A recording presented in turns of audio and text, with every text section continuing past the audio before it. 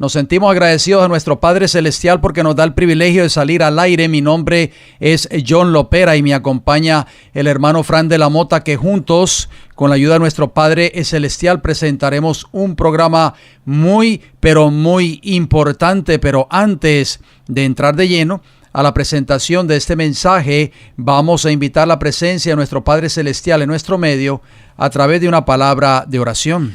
Nuestro Padre que moras en el cielo, Señor eterno, alabado y bendecido sea su santo y bello nombre. En esta hora queremos agradecerle la oportunidad que usted nos da de llevar su palabra a través de este medio, Señor. Amén. Que su Santo Espíritu esté con aquellos amigos y hermanos oyentes que están en sintonía, Señor, esperando su palabra, y también con nosotros ahora, que sea Él quien dirija esta programación. En el nombre bendito de Jesús se lo pedimos. Amén. Amén. Una vez más nos sentimos agradecidos al Señor. Gracias, amigos y amigas radioyentes, por darnos la oportunidad de entrar a sus hogares o donde quiera que nos estén escuchando a través de los diferentes medios, redes sociales, internet, etcétera. Gracias por su fiel sintonía. Esperamos de que estos programas estén siendo de preparación para cada uno de nosotros, ya que estamos viviendo en los días finales de la historia de esta tierra. Como siempre lo hacemos a través de estos programas, nos gusta hablar de salud y temperancia. Salud es el funcionamiento equilibrado de todos los elementos que constituyen el ser humano, cuerpo, mente y espíritu. Y temperancia es el uso moderado de todo aquello que sea bueno y una atención completa de todo aquello que sea perjudicial, sobre todo de bebidas alcohólicas, tabaco y drogas. Bien, hermano John, en los minutos de salud vamos a hablar a mencionar algunos alimentos que matan las células cancerígenas. Muy importante, de qué manera natural podemos ayudar a esa crisis. Sí, porque en el programa afecta al ser humano. En el programa pasado, usted recordará, estuvimos hablando acerca de la alimentación adecuada para aquellas personas que sufren de cáncer. Y como de costumbre, vamos a poner primeramente la palabra de Dios por delante. Génesis capítulo 1 y versículo 29 nos dice: y dijo Dios, he aquí os he dado toda planta que da semilla, que está sobre toda la tierra, y todo árbol en que hay fruto y que da semilla os serán para comer. También en Primera de Corintios capítulo 10 versículo 31 leemos lo siguiente: si pues coméis o bebéis o hacéis otra cosa, hacedlo todo para la gloria de Dios. O sea, amigos oyentes, que debemos consumir alimentos que glorifiquen a Dios. Todo lo que atente o destruye nuestra salud, obviamente no vas a glorificar a nuestro Creador, a nuestro Dios. Es correcto. En nuestro programa anterior, ustedes recordarán, estuvimos hablando acerca de la importancia de seguir una dieta alcalina, especialmente para las personas, hermano Frank, que son pacientes o que sufren de cáncer o que han tenido cáncer, y también para prevenir dicha enfermedad para aquellos que no sufren de esta enfermedad mortal. En nuestro programa de hoy vamos a hablar acerca de los alimentos que matan las células cancerígenas. No los vamos a mencionar todos hoy por factor tiempo, pero tal vez en nuestro próximo programa, si el Señor nos da la vida, vamos a seguir abundando acerca de esos alimentos que matan esas células cancerígenas. Así que tome nota de ellos, amigos oyentes.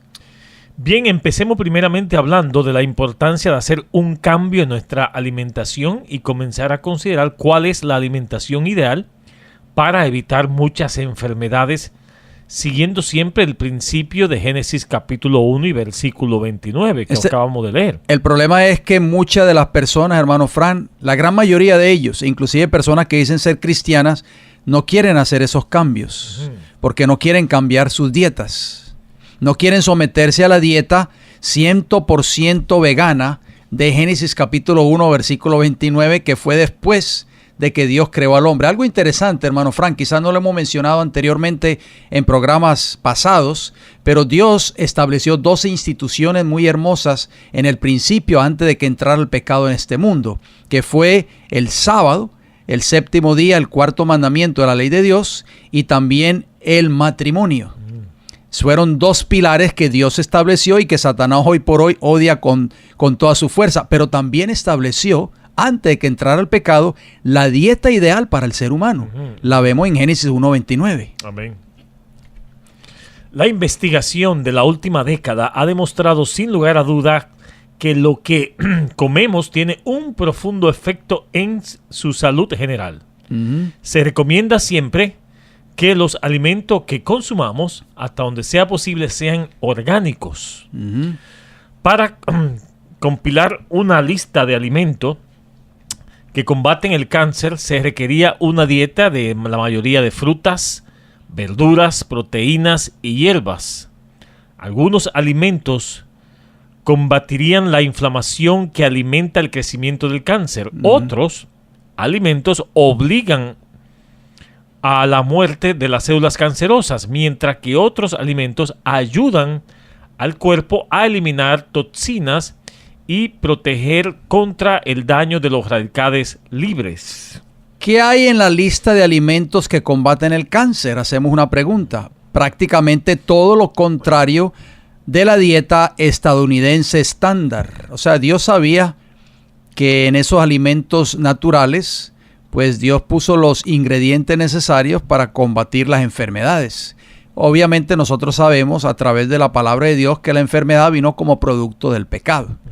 Los alimentos orgánicos incluyen vegetales coloridos, frutas, frijoles, grasas saludables, obviamente esas se encuentran en las almendras, etcétera, en el aguacate, ajo, hierbas, especias y proteínas. Si bien esta no es una lista completa, mencionaremos algunos aspectos destacados. Empecemos con el número 1, hermano Frank.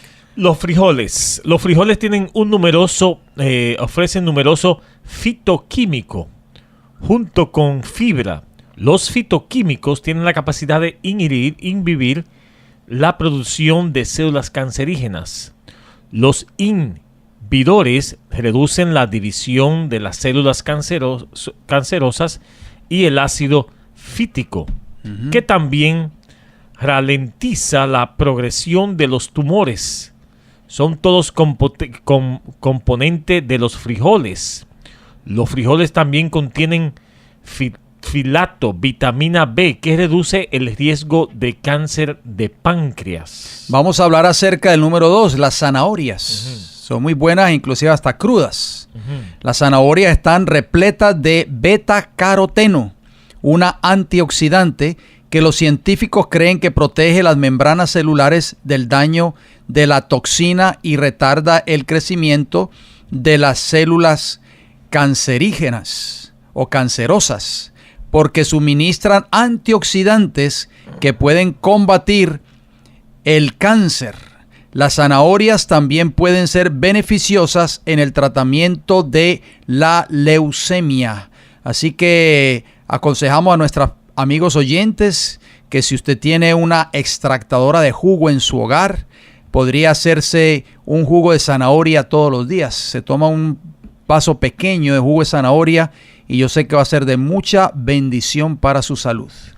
También tenemos las verduras crudas. Las verduras crudas como el brócoli, el repollo, el col rizada, la berza y el coliflor. Y la coliflor contienen sulforafano y también hidrocarbinoles. Estos son dos potentes luchadores contra el cáncer y ayudan a desintoxicar el cuerpo. En estudios realizados por el Fondo Mundial para la Investigación del Cáncer y el Instituto Estadounidense del Cáncer, el brócoli y otras verduras crudas fueron más protectoras contra los cánceres de boca, esófago y estómago. También puede considerar comer brotes de brócoli para un impulso nutricional aún mayor. Así que, hermano Frank, Dios no se equivocó cuando dio esa dieta original. Seguiremos con el favor del Señor, amigos oyentes, abundando en cuanto a este tema en nuestro próximo programa. Así que estén pendientes, por favor, porque vamos a seguir mencionando algunos de los alimentos naturales que nuestro Padre Celestial ha dejado para combatir no solo el cáncer, sino también muchas enfermedades que están aquejando a esta sociedad moderna de este tiempo. Bien, hasta aquí los minutos de salud. Esperamos que sean de mucha bendición para cada uno de ustedes. Sin más preámbulo, hermano John, vamos a entrar a lo que es el tema para hoy, titulado De Cordero a Dragón. Una nueva serie que vamos a empezar hoy. Vamos a ver si le podemos alargar un poco más, pero le vamos a dejar saber durante las próximas programaciones. Con el subtítulo Frente al establecimiento de la imagen de la bestia.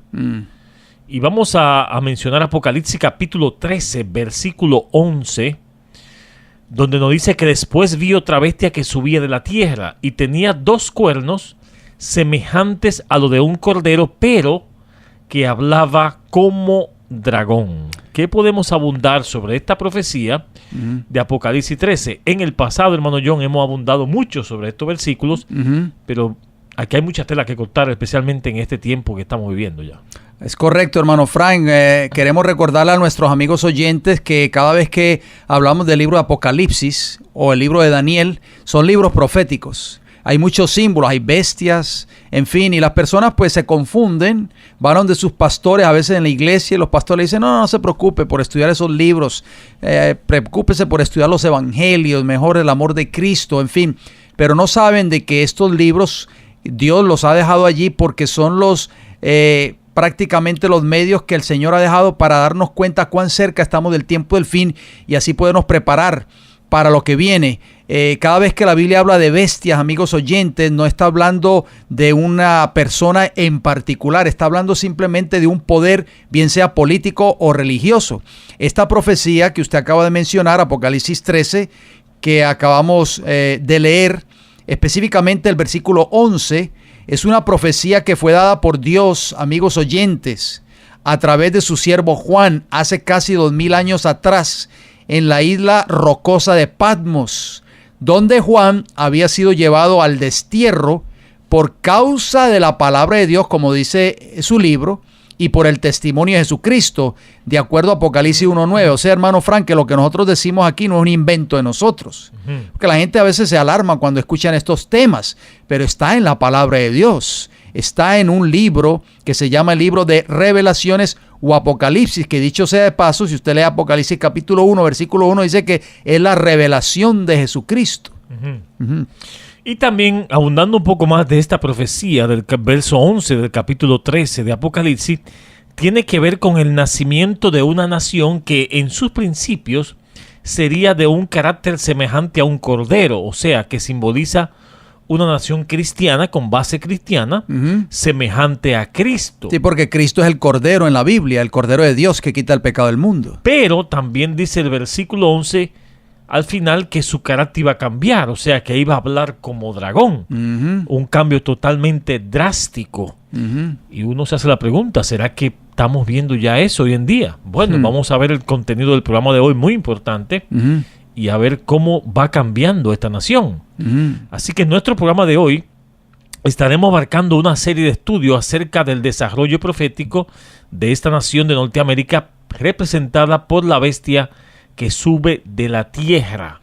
Recordemos que es la segunda bestia que está en ese capítulo 13, porque hay otra que sube del mar, hermano John. Así es, o sea, amigos oyentes, que la Biblia nos está hablando de un país, oigan bien, un reino, que en profecía bíblica sube o se levanta de la tierra y no del mar.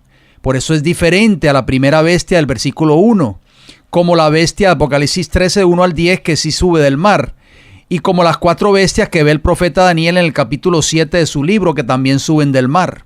La Biblia nos enseña que el agua, o sea, en el mar hay agua, amigos oyentes, por supuesto, es símbolo de gente, muchedumbre, naciones y lenguas, de acuerdo a Apocalipsis 17:15.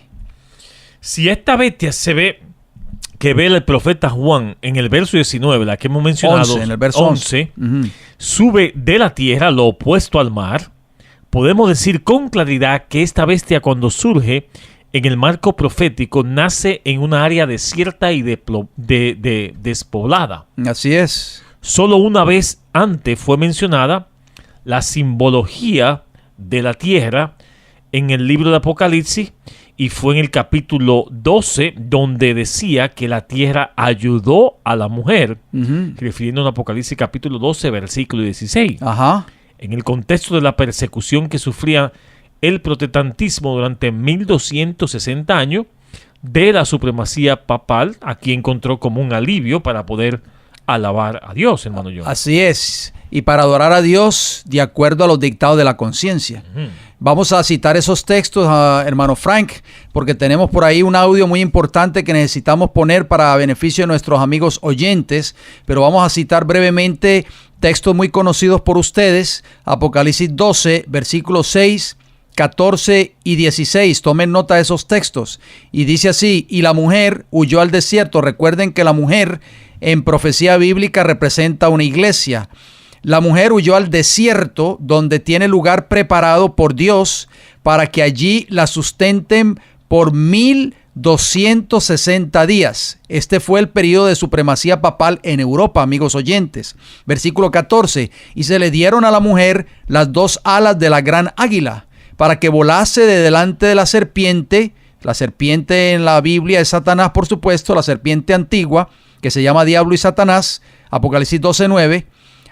Dice que huyó delante de la serpiente al desierto. Nuevamente menciona por segunda vez el desierto, a su lugar donde es sustentada por un tiempo y tiempos y la mitad de un tiempo. Versículo 16 de Apocalipsis 12. Pero la tierra, ahí está, entra otro ingrediente en esta profecía bíblica. La tierra es el nuevo territorio deshabitado que luego llegó a ser la nación de Norteamérica. Dice que esa tierra ayudó a la mujer, a esa iglesia que estaba siendo perseguida en Europa, pues la tierra abrió su boca y tragó el río. El río es símbolo de persecución que el dragón había echado de su boca. Satanás le dio su poder, su trono y gran autoridad al poder papal, de acuerdo a Apocalipsis 13:2. O sea, ese dragón, hermano Fran, que persiguió a la iglesia por 1260 años en Europa, fue prácticamente el sistema político-religioso Roma papal. Bien, amigos oyentes, vamos a escuchar un audio de un colega del hermano Enrique Rosenthal, del Ministerio Bíblico Navegando del Pasado al Futuro. Y vamos a ver cómo él explica de una manera bien detallada cómo se está formando lo que es la imagen de la bestia en esta nación. Y cómo está cambiando exactamente, como hemos mencionado y como dice en la Biblia en Apocalipsis 13:11, de cordero a dragón. El audio se titula El surgimiento de la imagen de la bestia en Estados Unidos. ¿Lo tenemos por ahí, hermano John? Así es, hermano Frank. Vamos a escuchar, presten mucha atención a este audio tan importante. Que Donald Trump, el actual presidente de los Estados Unidos, tiene algo que ver con el cumplimiento de alguna de las profecías del Apocalipsis. Mi nombre es Enrique Rosenthal y soy del Ministerio Bíblico, Profético e Histórico Navegando del Pasado al Futuro.net. Vivimos en tiempos de cumplimientos proféticos acelerados, en la recta final hacia el retorno de Jesucristo. Y en este noticiero profético analizaremos algo del rol que juega Donald Trump en el cumplimiento profético en relación al levantamiento de la imagen de la bestia de Apocalipsis 13, es decir, de la unificación de iglesia y Estado en los Estados Unidos. I will get rid of and totally destroy the Johnson Amendment, que desafortunadamente tendrá como consecuencia la famosa marca de la bestia, es decir, la secuencia de leyes religiosas dominicales antes del retorno de Jesucristo, que traerá persecución religiosa a esa nación y como consecuencia al mundo entero, contra aquellos que guardan los mandamientos de Dios, que incluyen el sábado como día de reposo bíblico. Lo que explicaré a continuación no se aprende en el colegio, ni en la universidad, ni en el hogar, ni siquiera en las iglesias. Es historia que se desea ocultar y que nadie sepa, aunque muchos libros de historia lo documentan. Pero hoy en día existe mucha ignorancia histórica y analfabetismo profético. Aunque hoy en día tenemos acceso a toda la historia mundial gracias a las bibliotecas y al internet, y casi todos tenemos una Biblia en la casa, pero casi nadie la lee, ni la estudia, ni la entiende.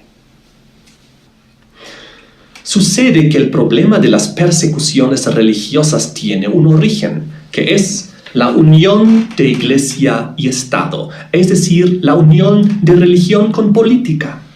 El riesgo de persecuciones religiosas está latente en cada Estado que permite que la religión, cualquiera que fuese, influya sobre la toma de decisión política. Pero en este tema nos enfocaremos en el cristianismo, que con el 73% es la religión principal de los Estados Unidos y en donde se centra nuestro análisis.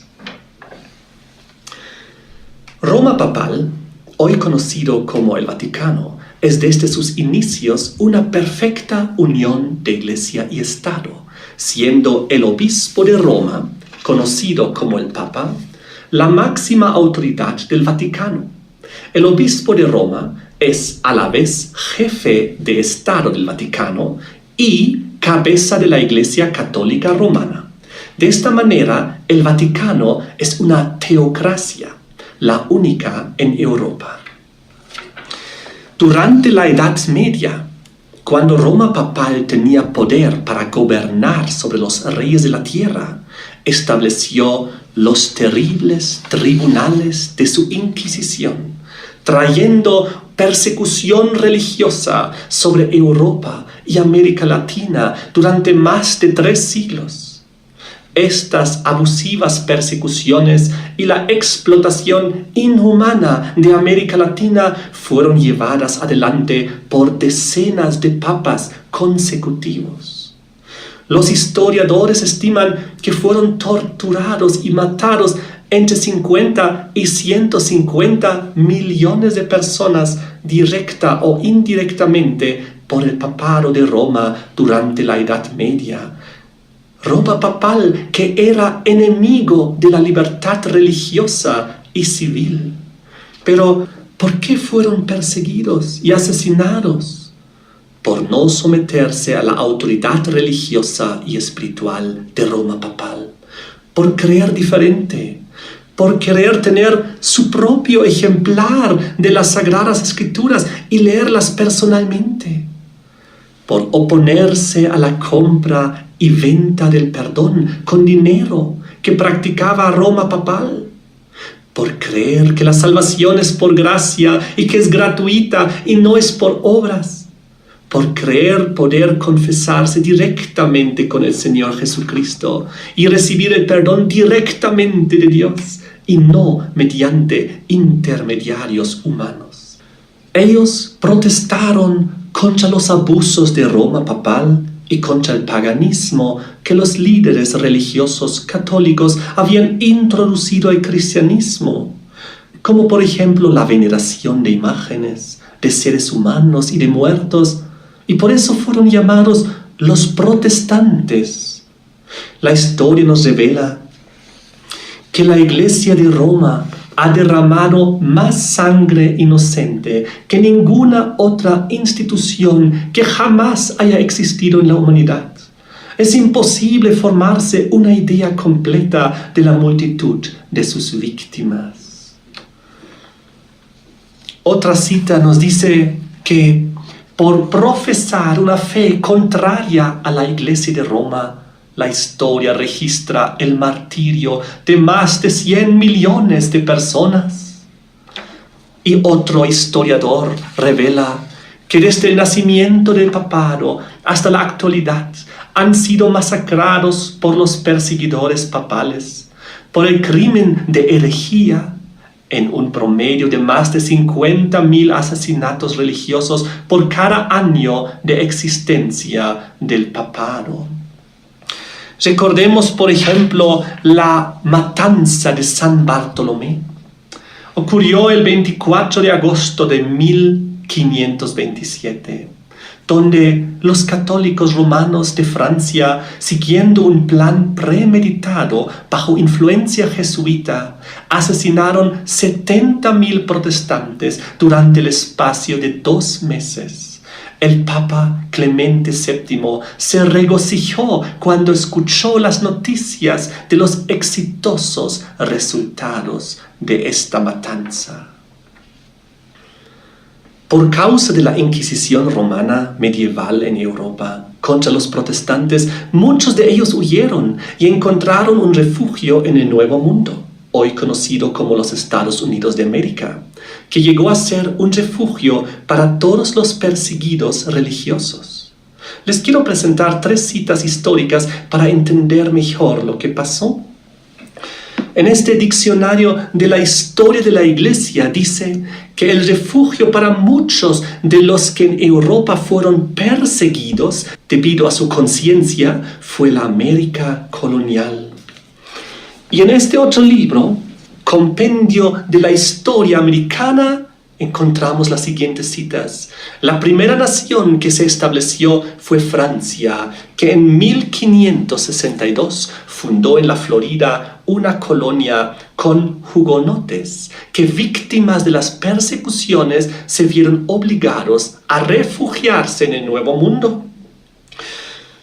Y otra cita dice que la región de Nueva Inglaterra comenzó a ser poblada regularmente en 1620 por los puritanos expatriados. A consecuencia de las persecuciones religiosas, miles de familias inglesas llegaron a las colonias donde se respetaban sus creencias. De esta manera, Norteamérica llegó a ser inclusive un lugar de refugio para los católicos perseguidos de Irlanda, país europeo en donde predominaba el protestantismo tras la Reforma Protestante. La historia nos revela que en la segunda mitad del siglo XVII, la población de las colonias, ya de por sí numerosa, aumentó bastante con los católicos perseguidos de Irlanda y también los puritanos y los protestantes alemanes que estaban en territorios católicos. En otro tema analizaremos con más detalle la raíz del problema de la persecución, que es la unión de Iglesia y Estado, la que trae leyes religiosas y como fruto de las mismas persecuciones, sin importar qué religión está al mando, catolicismo, protestantismo, islam, da igual. Por lo tanto, el problema no es tanto la religión, sino es la unificación de Iglesia y Estado. Y es por esas circunstancias históricas de persecución medieval que al momento de la Guerra de Independencia de los Estados Unidos, los católicos conformaban menos del 1% de la población de las 13 colonias, lo que significa que casi el 99% de la población de las primeras 13 colonias de los Estados Unidos que en 1776 declararon su independencia eran cristianos protestantes.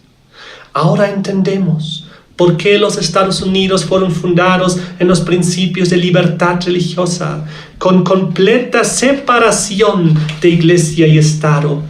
Porque los primeros inmigrantes de esa nación habían sufrido un gran trauma en su pasado europeo. Ellos querían evitar a toda costa que la religión se meta en la política de su nueva nación y prevenir de esta manera leyes religiosas que podrían resultar nuevamente en persecuciones religiosas contra minorías que tienen creencias diferentes. James Madison, autor principal de la Constitución, explicó por qué es necesario que la religión y la política estén separadas. El propósito de la separación de la Iglesia y el Estado, dijo, es mantener para siempre alejadas de estas costas, refiriéndose a los Estados Unidos de América, la lucha incesante que ha empapado el suelo de Europa con sangre durante siglos. De esta manera, consolidaron la total y absoluta separación de Iglesia y Estado en su Constitución para garantizar la libertad religiosa de todos sus habitantes. Quiero mostrarles la primera enmienda de su buena Constitución. En ella encontramos 45 palabras con 5 libertades. Dice que el Congreso no hará ley alguna con respecto a la adopción de una religión o prohibiendo la libertad de culto, o que coarte la libertad de expresión o de la prensa, o el derecho del pueblo para reunirse pacíficamente y para solicitar al gobierno la reparación de agravios.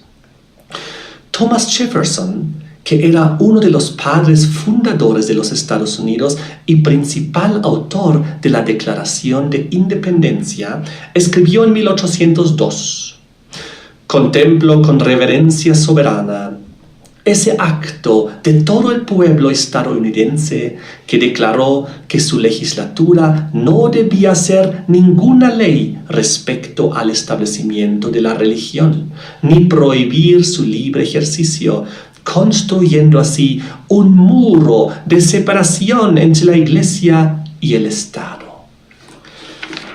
Y 72 años después, en el año 1874, la Comisión de Asuntos Judiciales de la Cámara de Representantes de los Estados Unidos de América recordó los fundamentos de esa nación diciendo lo siguiente: «Como este país había de ser patria de los oprimidos de todas las naciones de la tierra, fuesen cristianos o paganos, y comprendiendo plenamente los peligros que la unión entre la Iglesia y el Estado había impuesto a tantas naciones del viejo mundo, con gran unanimidad acordaron que no convenía poner en la Constitución o la forma de gobierno algo que pudiese interpretarse como refiriéndose a cualquier credo religioso o doctrina». Y a eso se refirió el buen presidente católico John F. Kennedy al decir en 1960 lo siguiente. Veamos el video.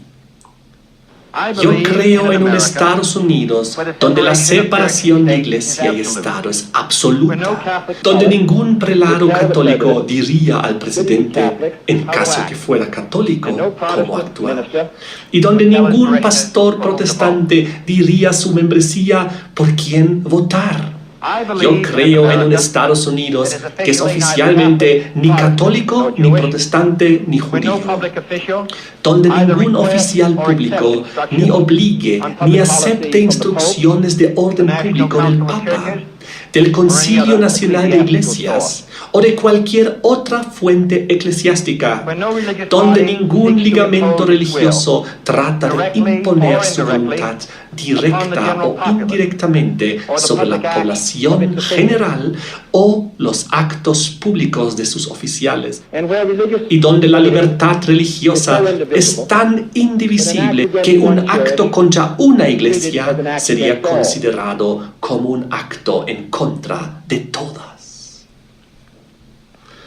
Hace unos instantes vimos que al momento de la Guerra de la Independencia de los Estados Unidos, los católicos conformaban menos del 1% de la población de las 13 colonias, lo que significa que casi el 99% de la población de las primeras 13 colonias de los Estados Unidos, que en 1776 declararon su independencia, eran cristianos protestantes.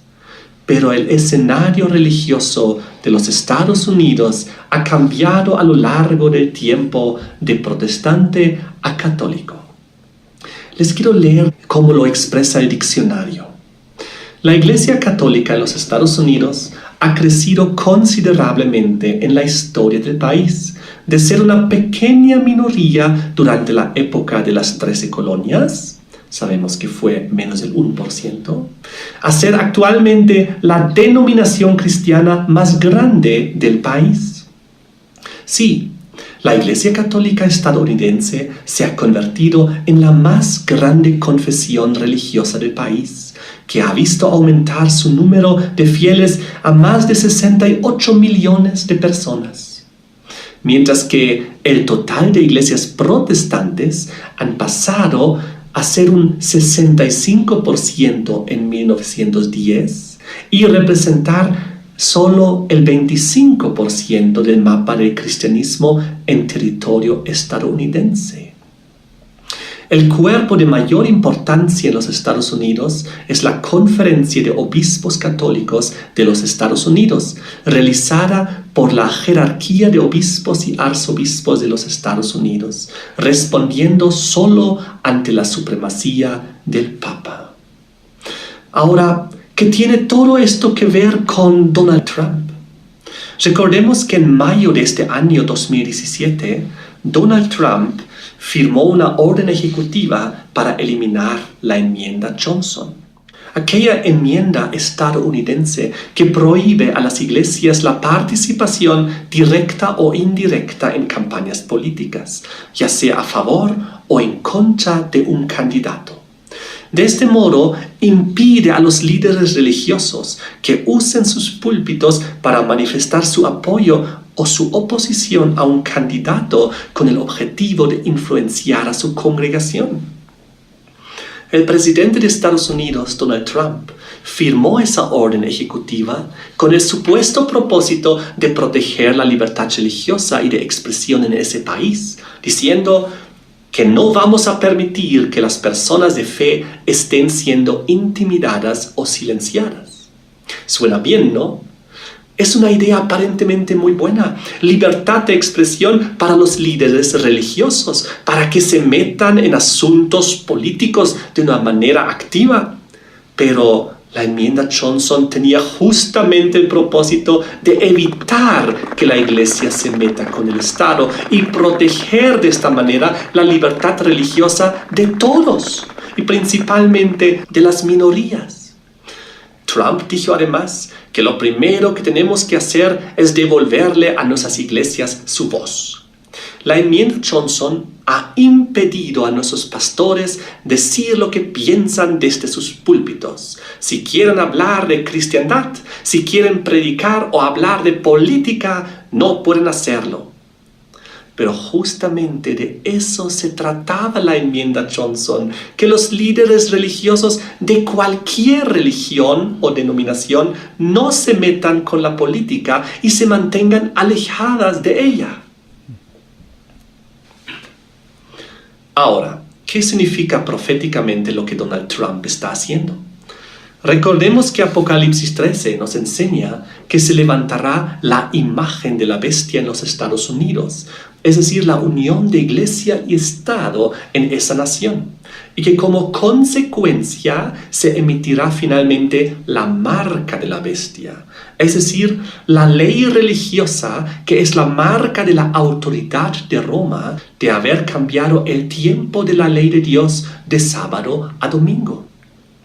El catecismo dice claramente: observamos el domingo en lugar del sábado porque la Iglesia Católica en el Concilio de Laodicea en el año 336 después de Cristo transfirió la solemnidad del sábado al domingo.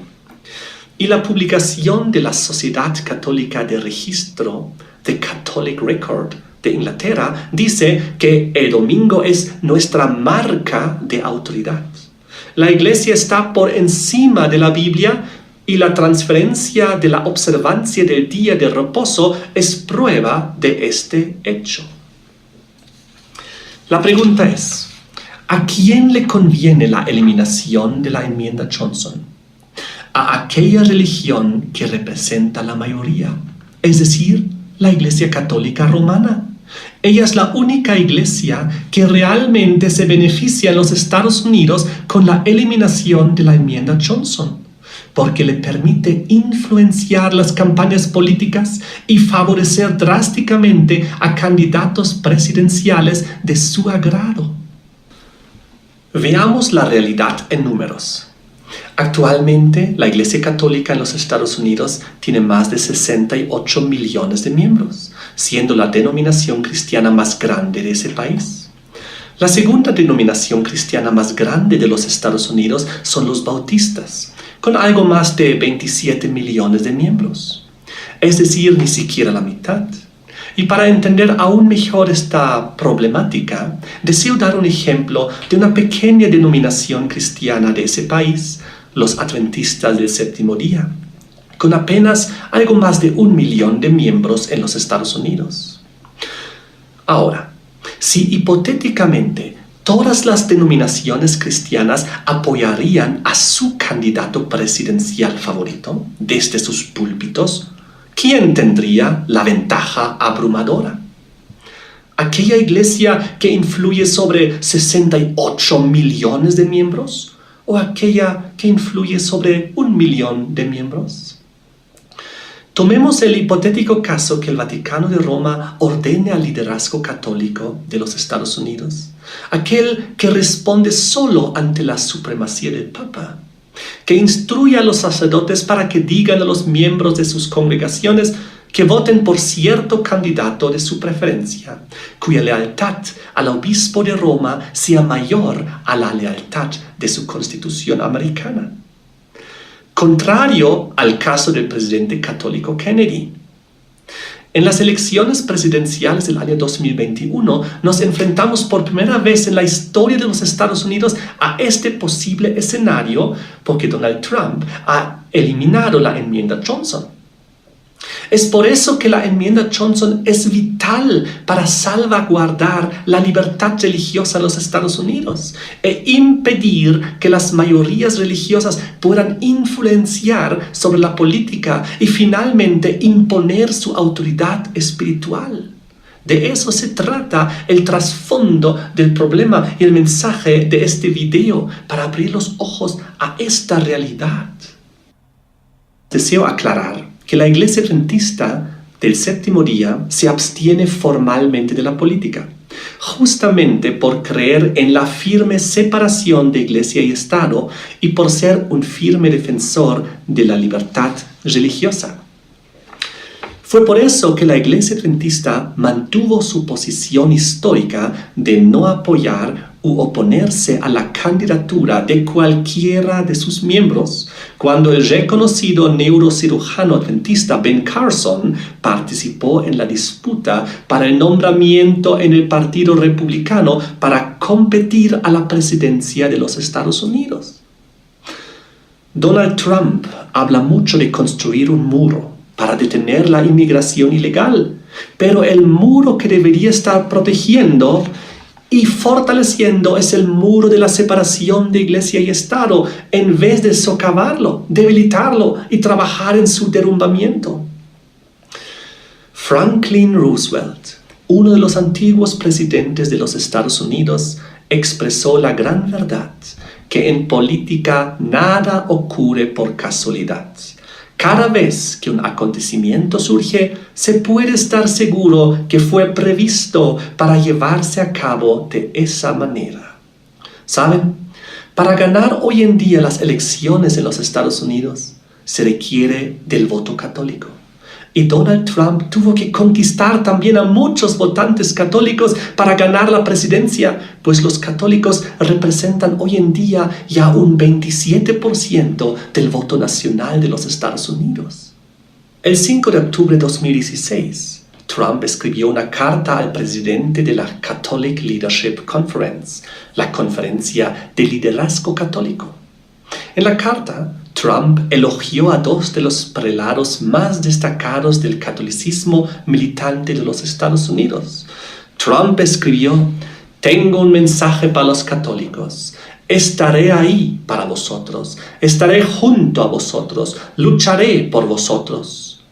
Y un mes después, en la noche anterior a las elecciones, el 7 de noviembre de 2016, Donald Trump dio un mensaje especial a los católicos de los Estados Unidos mediante la red católica EWTN, en la cual dijo que los políticos de Washington han sido hostiles a la Iglesia, han sido hostiles a los católicos, han sido hostiles a los miembros del catolicismo. Mi gobierno estará al lado de los católicos estadounidenses para promover los valores que todos compartimos como cristianos y estadounidenses. ¿Qué es un valor que comparte la abrumadora mayoría de los cristianos estadounidenses, tanto católicos como protestantes? El domingo como día de descanso. Querido amigo, ante nuestros ojos se cristaliza el panorama profético de Apocalipsis 13. La imagen de la bestia se está levantando ante nuestros ojos en los Estados Unidos. Una vez que termine el proceso de su levantamiento, seguirá la imposición de la marca de la bestia, es decir, la secuencia de leyes religiosas dominicales obligatorias que pondrán bajo persecución a los que guardan los mandamientos de Dios según las Sagradas Escrituras. Apocalipsis 13 y 17 revelan que Estados Unidos repetirá lamentablemente la Edad Media. Habrá un decreto de muerte contra aquellos cristianos protestantes que nuevamente no se someterán a los abusos y que pongan los mandamientos de Dios encima de los mandamientos de los hombres, como Pedro y los demás apóstoles lo habían hecho en la antigüedad. Lean Hechos 5:29. Un estudio reciente mostró que el 62% de los cristianos evangélicos de los Estados Unidos, incluyendo al presidente Donald Trump, piensan que la tortura está bien y a veces necesaria. Vivimos en tiempos solemnes y hay que dedicarse a estudiar estos temas con seriedad y profundidad y tomar decisiones correctas. Bien, hermano John, como acabamos de leer, de escuchar, me llamó mucho la atención lo que él dijo al final, que vivimos en unos tiempos bien solemnes, unos cambios que están ocurriendo en esta nación, que las mismas personas están como asombradas. O sea que prácticamente, hermano Frank, el tiempo nos está diciendo que estamos prácticamente en la cumbre de los desarrollos proféticos y esta nación está cumpliendo al pie de la letra esta profecía de Apocalipsis capítulo 13, versículo del 11 en adelante. Yo no sé si las personas que nos están escuchando escuchan este tipo de mensajes detrás de sus púlpitos en sus respectivas iglesias cada semana. Porque si no los escuchan verdaderamente, hermano Fran, como dijimos en el programa anterior, muchos van a perecer cuando venga, prácticamente cuando sea derramada la ira de Dios. ¿Por qué? Como le pasó a los antediluvianos. La Biblia dice que vino el diluvio y no conocieron, o sea, no se dieron cuenta de las cosas hasta que vino el diluvio y se lo llevó a todos. La Constitución de los Estados Unidos tomó efecto en 1789 y logró 4 objetivos principales. Primero, se le dio a la nación una cabeza, o sea, el presidente de los Estados Unidos, cuyo deber es que las leyes se ejecuten. Número 2, le dio poder al Congreso para levantar dinero por medio de los impuestos y poder para defender el gobierno. El plan de Roma es que la mayoría de los congresistas, hermano Frank, estadounidenses, sean católicos romanos, y Donald Trump cumplirá la agenda del Vaticano. También se le dio derecho, punto 3, iguales derechos a cada ciudadano que en todos los Estados Unidos, con libertad de comprar y vender en todas partes del país. Algo que muy pronto también, hermano John, se va a perder ese derecho. Así es. Ya que usted está hablando de comprar y vender, ¿por qué no leemos los textos de Apocalipsis 13, 16 y 17? Nos dice lo siguiente: y hacía que todos, pequeños y grandes, ricos y pobres, libres y esclavos, se le pusiese una marca en la mano derecha o en la frente, y que ninguno pudiese comprar ni vender sino el que tuviese la marca o el nombre de la bestia o el número de su nombre. Número 4, hablando de esa constitución de los Estados Unidos que tomó efecto en 1789, estableció la Corte Suprema de los Estados Unidos para decidir todas las preguntas y disputas acerca de los poderes del gobierno nacional. También, hermano Fran, podemos decir que Roma desea que todos los jueces supremos de esta corte sean católicos romanos. Ya Donald Trump ha nombrado a 2 de ellos, uno jesuita. Bueno, imagínense entonces, hermano John, un gobierno prácticamente católico, con la mayoría católico, una población totalmente casi católica, como escuchamos en el audio, el 60%. Bueno, es el tercer país más católico del mundo, los Estados Unidos de Norteamérica. ¿Qué pensarían los padres de nuestra nación, como Washington, como Adams y como todos esos hombres que pusieron las bases de esta gran nación, ¿qué pensarían ellos al ver que este país prácticamente ya no es ni la sombra de lo que era cuando fue establecido? Por eso la Biblia no se equivocó, hermano Fran. La Biblia dice que en su nacimiento de esta gran nación iba a ser como un cordero, representando al Cristo, el Cordero de Dios que quita el pecado del mundo. O sea, una nación básicamente temerosa de Dios, cristiana, pero iba a hablar como un dragón. Y el dragón le dio toda la autoridad, el poder y su trono a la bestia que subió del mar, que es el papado, de acuerdo a Apocalipsis 13:3. O sea que esta nación, al hablar como un dragón en el tiempo del fin, iba prácticamente a seguir los principios de Roma papal. Y eso lo vamos a ver de lleno, hermano John, como escuchamos en el video, en las elecciones de 2021. Es un año también crucial que tenemos que estar atentos, porque de ahí es que van a venir ya las leyes, porque prácticamente los católicos son los que van a poner al presidente, quien sea en esta nación que viene el 2021. Exactamente. Recuerden, amigos oyentes, que las dos bestias en Apocalipsis 13 son los dos poderes en el tiempo del fin que van a jugar un papel importante en el desarrollo profético de los eventos finales. ¿Cuáles son esas dos bestias? El poder papal, representado por la primera bestia que sube del mar de Apocalipsis 13:1, y los Estados Unidos de Norteamérica, representado por la segunda bestia que sube de la tierra, Apocalipsis 13:11. Unidos en el tiempo del fin, y van a llevar a cabo esa agenda satánica, porque es una agenda satánica. Está prácticamente. Es correcto, y ya Donald Trump está poniendo las bases prácticamente para el cumplimiento. Él quizás no lo sabe. Yo dudo que él estudie la Biblia. De Dios para Dios.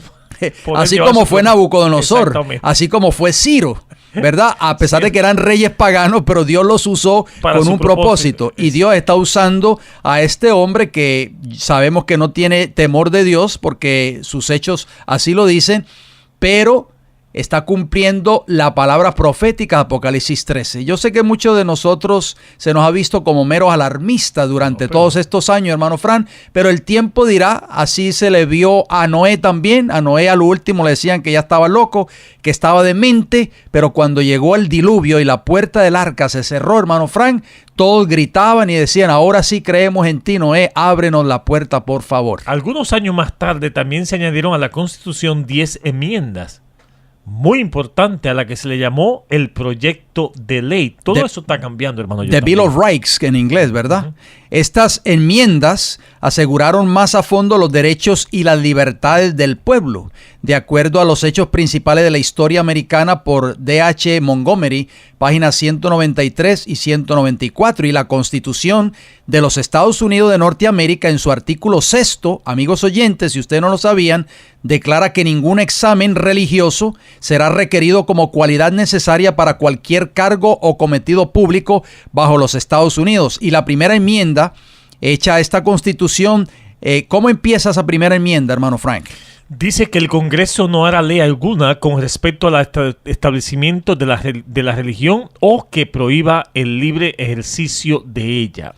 Vamos a compartir una noticia que salió recientemente en univision.com del 30 de julio del año 2018, en los minutos que nos quedan prácticamente, y el encabezado de esta noticia, escuchen bien, amigos oyentes, cómo la palabra de Dios se está cumpliendo al pie de la letra.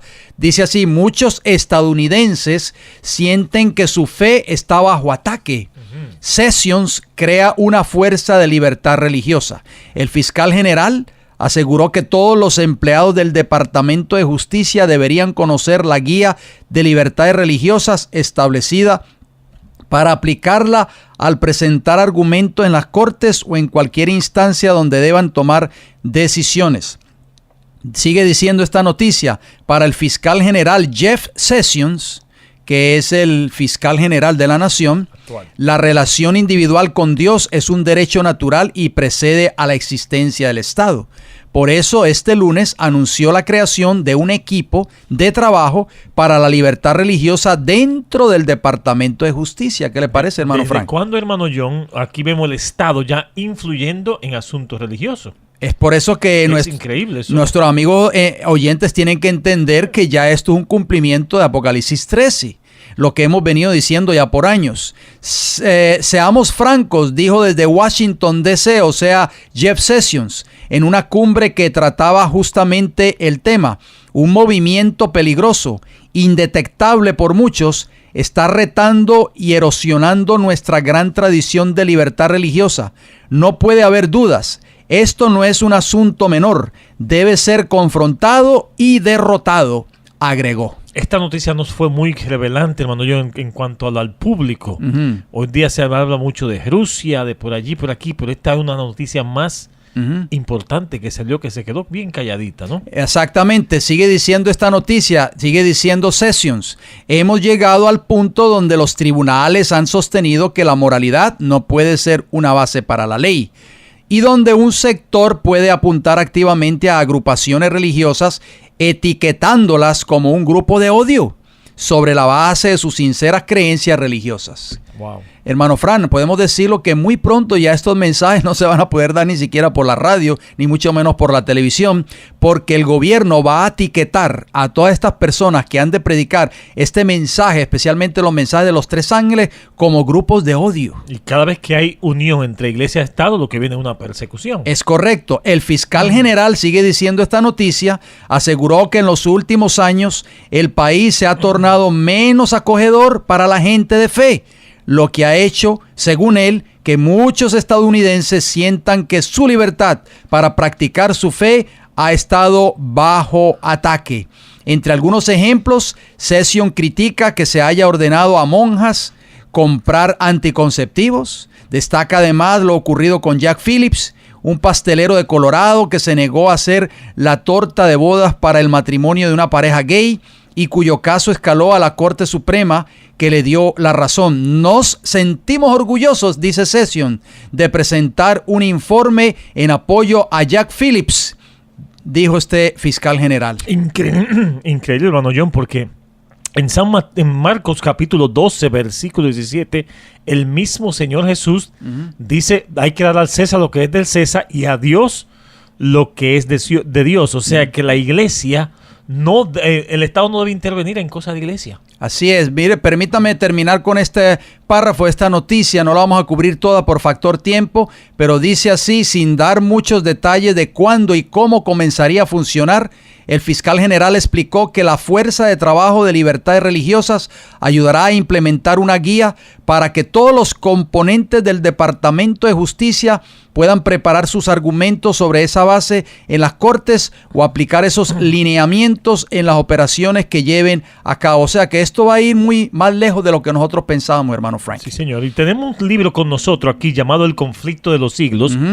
En la página 496, miren lo que dice este libro. Y lo impresionante de esta cita, hermano John, que fue escrita por allá en 1911, por allá. Aproximadamente, más de 100 años atrás. Exactamente. Dice aquí que cuando la iglesia primitiva se corrompió al apartarse de la sencillez del evangelio y al aceptar costumbre y ritos paganos, perdió el espíritu y el poder de Dios. Y para dominar la conciencia buscó el apoyo del poder civil. Eso lo que estamos viendo hoy en día. Ajá. El resultado fue lo que vemos hoy, el papado. Es decir, una iglesia que dominaba el poder del Estado y se servía de él para promover sus propios fines y especialmente para estipar las herejías.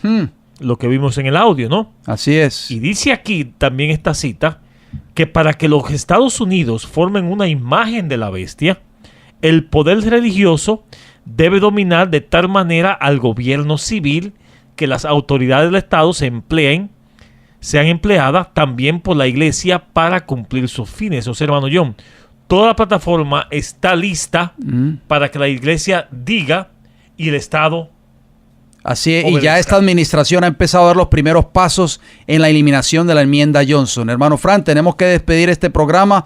Espero de que estemos atentos para nuestros próximos programas, amigos oyentes. Hacemos un llamado final.